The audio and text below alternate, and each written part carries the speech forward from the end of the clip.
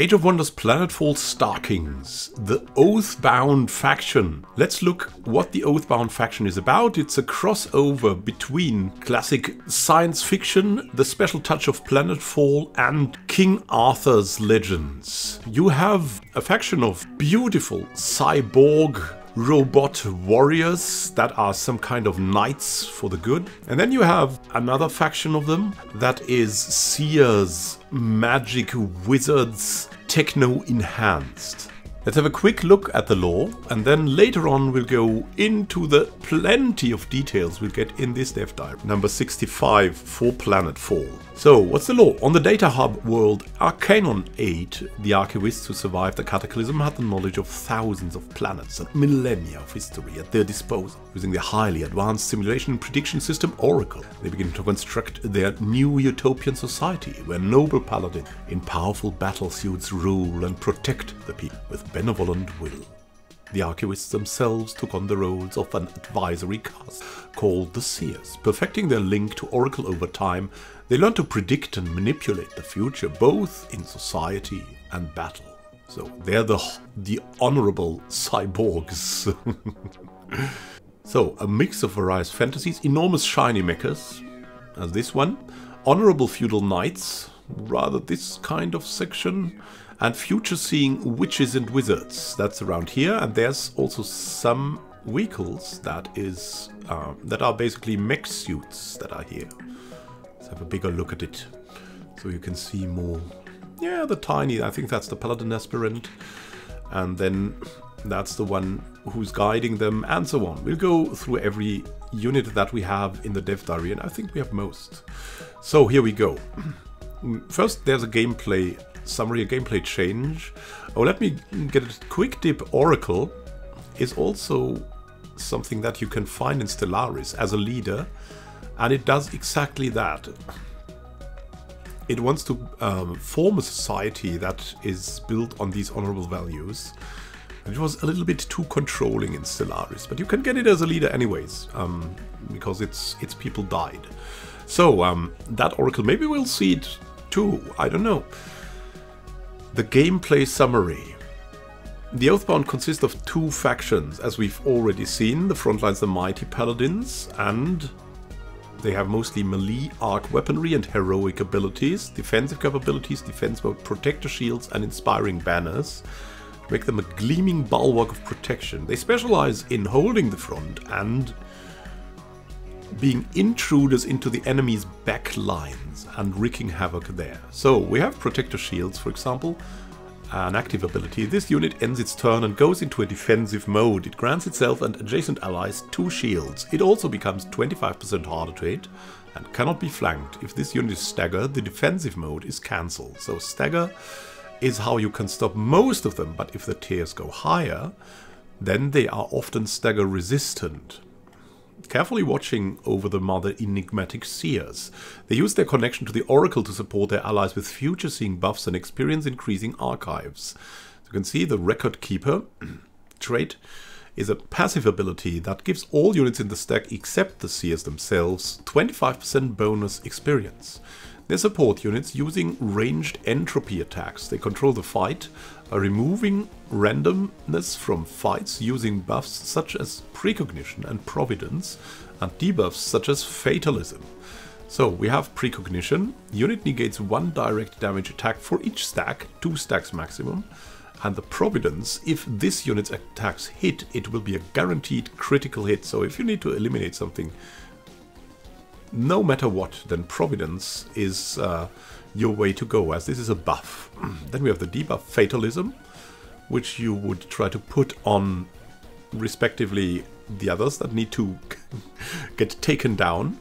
This unit will fail all resistance checks and is 100% easier to hit. The Oathbound use Inspiring Banners in combat, which bestow buffs or debuffs on random targets. By taking the loyalty to the flag doctrine, the player can take control of the banners directly. Here you have an overview of the hero skills and what they'll need you in skill points. Hero skills and colony lordship. That is, I think, a new concept that will connect heroes to colonies. Later on we'll learn more about this. We have attenuators, entropic infusion, classic field repair droid, intuitive strikes, Oracle's favor, Oracle's protege, or Overlord power core, and Trailblazer. So the Oathbound have their own list of hero skills. Some of them are focused specifically for vehicles to support your hero's battlesuits, such as the field repair droid, for example. The battlesuits are vehicles for your heroes. Vehicles driven by this hero gain regeneration. If destroyed, the vehicle is restored at 50% at the end of battle, which is a very handy ability to have, because they might fall first. So that's basically, if you have a vehicle, then that's absolutely great. Far the most unique hero skills that come with the Oathbound are the Colony Lord skills. The Oathbound heroes are sworn to protect the people, and they can rise to become Colony Lords or Ladies. That represents their allegiance to a special colony, inspiring their people towards more resource income as well. When a hero learns these, they can be linked to one of your colonies. This grants 2 income bonuses to that colony. One that is always active. Here you can see always active is food. Income increases by 10% with the agrarian ideals. And one that remains active while the hero is within the colony's borders. We have that here. Hero in colony's domain, happiness income increases by 20%. Building a throne in a colony allows for some of the latter bonus of the active bonus to remain active even if the hero is outside the colony's borders. So you can see here you have multiple lines. You can go there. Colony Lord Agrarian Ideals, Energetic Efficiency, and Scientific Method. But you can extend them, as you can already see here. It's required for Colony Lord New Generation and Colony Lord Euphoric Presence. There are 3 mutually exclusive Colony Lord skills, each of which grant access to 2 more specialized mutually exclusive Colony Lord skills, as you can see here. So you have a split up, and which makes you have 6 types of Colony Lord that you can level up in the end. Heroes of any race belonging to an Oathbound commander have access to Colony Lord skills. That's also important. So, now we come to the units. That's the base unit, the Paladin Aspirant. Tier 1, low upkeep. They have Volt Pike and Volt Blast with arc damage, shields up, defense mode against all odds, first strike, battlesuit, biological core, infantry, land movement, light unit, Oathbound. What's also really inspiring, sometimes and sometimes very amusing, is the flavor texts these times. Well, it's often the case, but here it's often, yeah, it reveals a lot of the lore, or it's not like in other games, where it's sometimes just a bland description. But here it's a story. Lots of us Vanguard turn to the Oathbound. Pay is the same, but citizens respect you. I don't police people, I serve them. We neutralize local hostiles, but even the lethal tech stuns first. Advancement is trust-based rather than a race who can hoard enough power to take control. Those caught abusing power either leave or are demoted to aspirant to relearn the Paladin's core mission. Service before self. I'm myself protecting the innocent, instead of kissing up to a higher-ranking web jobs that want me to prove my loyalty by abusing vulnerable populations. But to recruitments by Walter Jones. And they also look pretty nice. Like, they are typical front-line, but have this nice, I think it's a lance, it's a pike. So that is the aspirant is the tier 1 infantry Oathbound with a standard melee strike and a ranged attack. Its defense mode, shields up and first strike, trigger overwatch before the enemy moves, make it a defensive force when positioned adjacent to the Paladin Protector. And then we come to the Paladin Protector. Yeah, they can shoot with that Volt Pike when they change modes. And here we have the Paladin Protector that is best used together with them. So it has a Volt Saber, that big thing here. Defense mode, Protector Shields and Embolden. It has Psionic Resistance, it's Stagger Resistant. It has an Arc Weakness, because of all the metal, I guess. Exposed Flanks, Juggernaut, Large Target. So you basically, you should surround them with Paladin Aspirants somehow. As a battlesuit, it's a heavy unit as infantry. So, what's the story about it? And that's really funny. We endured spacer savagery for decades. On Mars, they descend from their gaming area for a ritual they'd called the Munchies. Their hedonistic barbecue consumed our family members who couldn't flee in what they demanded as gruesome tributes. We had no one to protect us until the Oathbound protectors arrived. Brave souls fought with lightning lances, bearing shields that sheltered us all. The spacers brought out their terrible constructs, but it only emboldened our defenders to fight harder. We are no longer bothered by spacers. The Oathbound brought us peace, koala arcs, deliverance. So they're the good of the galaxy.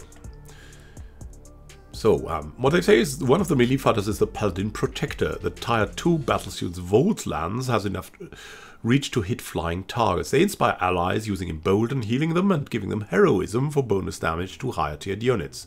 The enormous shield protects adjacent allies using defense mode protect shields. But when shielding aspirant units in their defense mode, the aspirants will have a total of +4, not only +2 shield as well as first strike, making the combination a highly effective turtling formation, akin to the Roman legions, for example.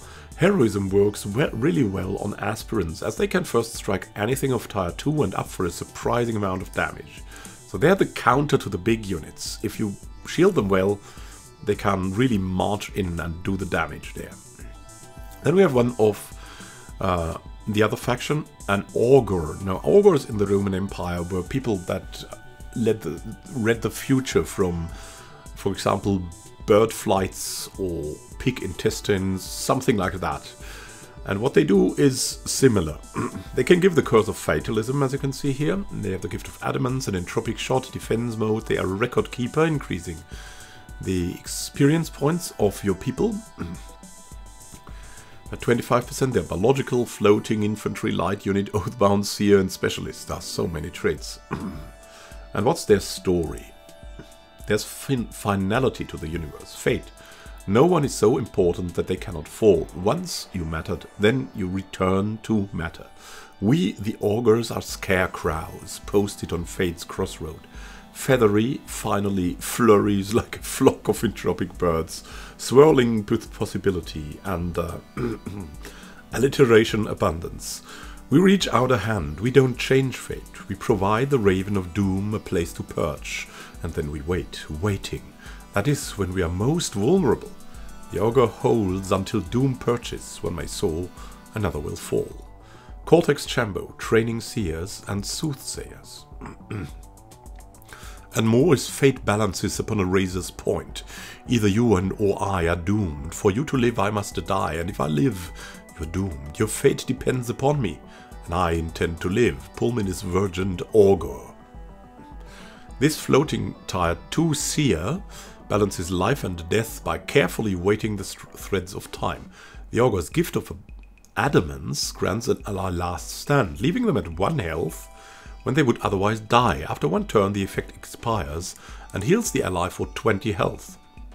Very useful to make instant kills impossible.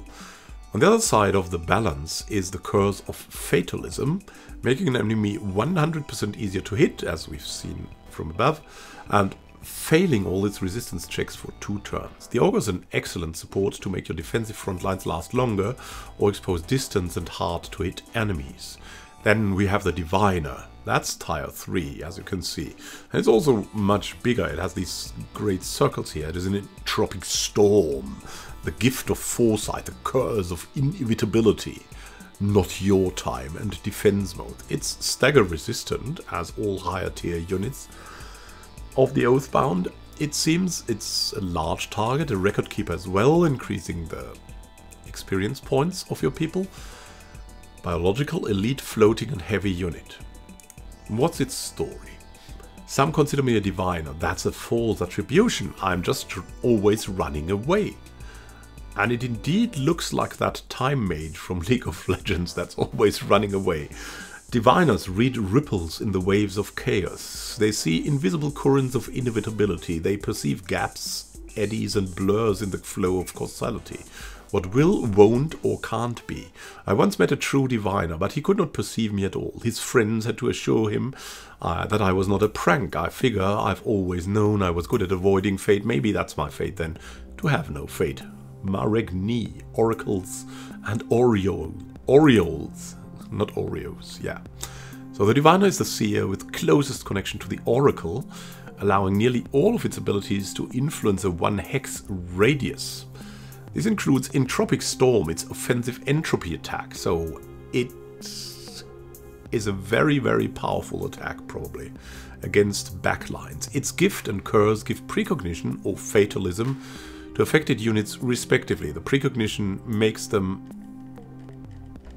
as you can see here, negate 1 direct damage attack for each stack, 2 stacks maximum, and fatalism will make 1 enemy unit fail its checks and its defense.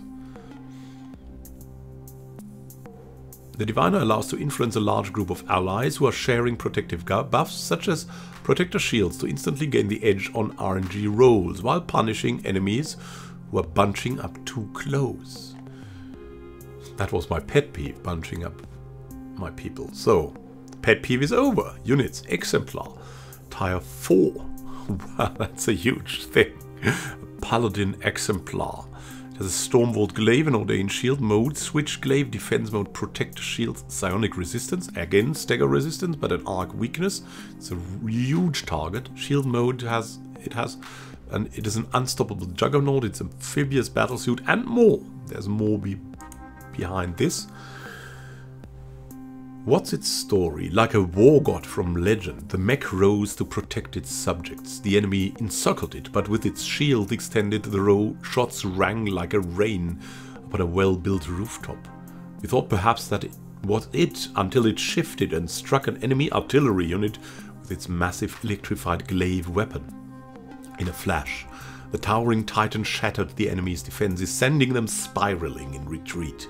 Clearly, the Oathbound exemplar proves these newcomers will defend their ideals with more than just pleasing words.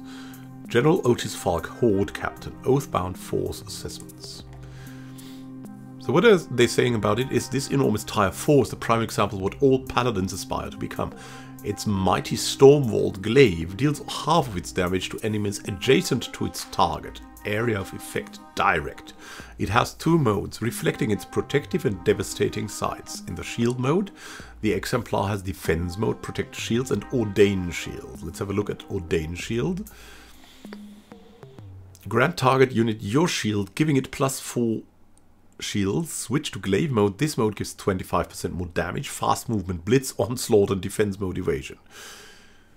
It has 5 range and a 100% hit because it's yeah. And the glaive mode leaves an arm free for onslaught. This mode also grants access to defense mode, evasion, and blitz. The onslaught has 90% to hit, 30 damage. Its close range. Unleash a flurry of attacks upon a single enemy. Tier 1 and 2 units have a 12 strength attack of instantly being killed. So it's the Reaper. The Reaper in a paladin's clothing. Massive impact can stagger units, including stagger resistant units, reducing action points and cancelling defense modes. It's cooldown of 3, melee, and arc. Then it has Blitz, also an active ability, single action, but 7 range, 100% hit chance, and 50 knock damage. Jump to target hex, dealing damage to all enemy units in target 2 hex radius. You can jump into them. Switches to shield mode, cancels Exemplar's protection. Only affects ground targets though, of course, the Stomp. It allows the Exemplar to dive in the midst of enemy lines, deal large amounts of damage and turn back to its bulkier shield mode in the blink of an eye. Blitz can also be used to jump close to an ally to shield them with protector shields. Exemplary, my dear Watson. But wait, that is not all, they said. We couldn't let you toy around with giant pilotable robots and let the heroes drive around regular standard vehicles. So, there's new specialized paladins, paladin suits, the dual-wielding warlord and the inspirational marquis. The warlord is an assault vehicle for your melee heroes. It has twin axis volt surge, defense motivation, and psionic and stagger resistance. Also an arc weakness, of course. It's a juggernaut, a large target. It has mind control immunity, very helpful. It's a ruthless killer, well fed, and a battle suit. Has a battle. It is a battle suit. So that's actually also a commander inside of that. So I'm not really sure about all the abilities from the battle suit. The Warlord charges in, slashing enemies with that arc twin axis left and right in shocking style. Its Volt Surge allows it to jump straight into the fight, and its defense mode evasion gives it a chance to nimbly dodge incoming attacks as it wreaks havoc on the enemy lines. Then we have this as a support vehicle, more for the Seer faction of the Oathbound. Signumbra Commander Huxley Wensworth is in there. And you can see it has Volt Discharge for more arc damage, a Banner of Justice, Honor's Calling, Defense Mode Hyper Armor. Sounds promising. Psionic Resistance. A 4 stagger resistance. It's resistant, arc weakness a little bit. Deny change and large target. And more. And more. I have one terrible case of jet lag. Yeah, it has a jet lag. This floating bulwark of inspiration can launch a Banner of Justice. And what is that Banner of Justice? At 5 range, 100% to hit, of course. Launch a flying Banner of Justice at target air hex. On launch, it heals ground and air allies for 15 health and dispels their negative status effects in a 1 hex radius. The banner can randomly pick an allied unit within 9 hexes to heal for 15 health and remove all of its negative status effects. The banner disappears after 3 turns. Cooldown of 2 turns, though. This target can be chosen with a loyalty to the flag doctrine active. Sounding its enormous horns with Honor's Calling, the Marquis Staff can launch Volt Discharge, an AoE arc attack. Defense mode Hyper Armor grants the Marquis bonus armor. And we have Honor's Calling. No range, but 100%. Inspire all non-mindless friendly units with 200... What? 10% damage increase for 2 turns. Cooldown of 2 turns. Wow. We have also a new tech group. Of course, the Oathbound units are accompanied by a plethora of mods, operations, and doctrines, both from their own tech tree. The completely new Entropy tech tree. That's a small taste of their contents. See, that's the start of them. Induction rights, warden ranks, watcher ranks, and more. And colonial guards, unlocking these colonial lord abilities. Induction rights, combat manuscripts, battle suit attunement. So they'll be even better in battle suits. Entropy, entropic foundations, entropy inhibition, and decay chains, or something like that. Then we have magnetic energy storage, electron impact, and ionic detachment. Wow. And there's also more tactical operations. The butterfly effect. That's very interesting. It's connected to that fatalism we learned that lets others fail. The target enemy unit gets fatalism and butterfly effect for 3 turns.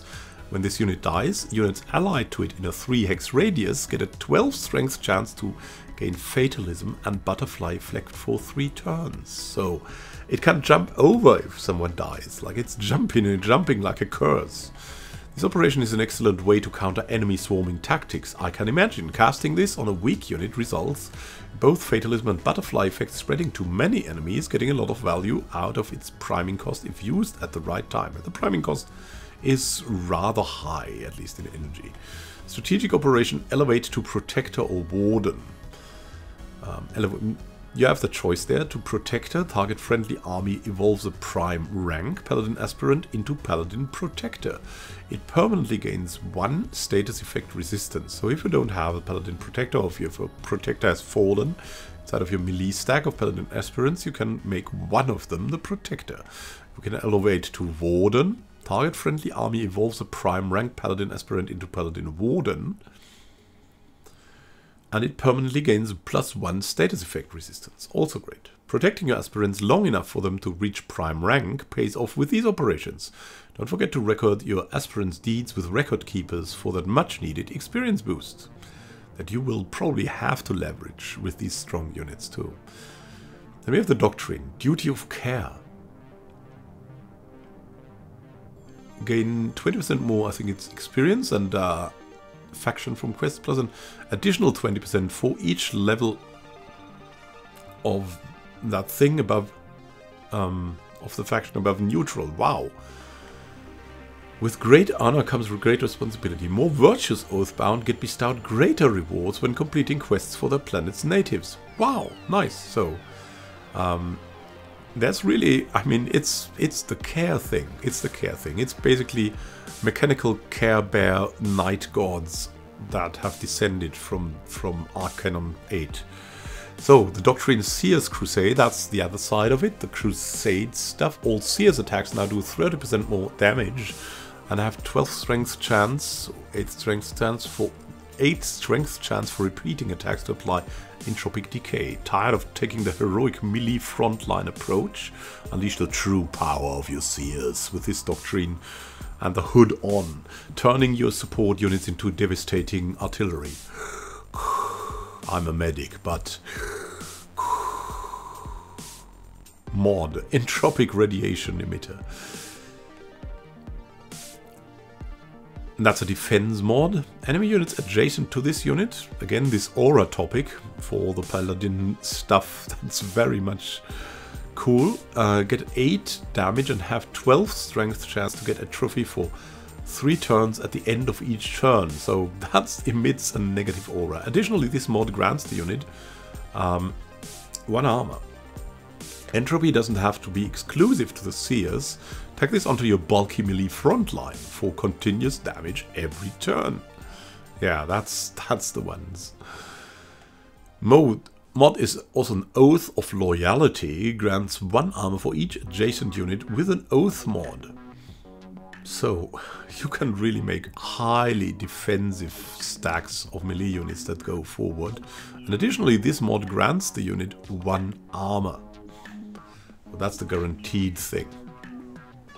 Just good solid protection. So believe it or not, even after all of this stuff, there's still more to discover about the Oathbound.